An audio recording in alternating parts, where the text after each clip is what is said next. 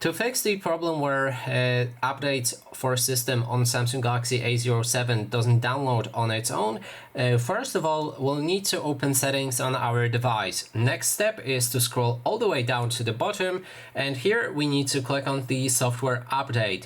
That way you can find auto download, and here you need to make sure that you have selected using Wi-Fi or mobile data.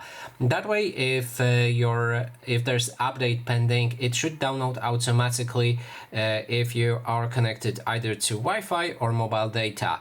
But it is recommended to just use the Wi-Fi as it consumes a lot of data, and if there's limits on your mobile data, then it will consume a lot of it. So just use Wi-Fi and connect to the Wi-Fi, or enable this option if you need. And that is basically everything. Thanks so much for watching, and if you like this video, please consider subscribing.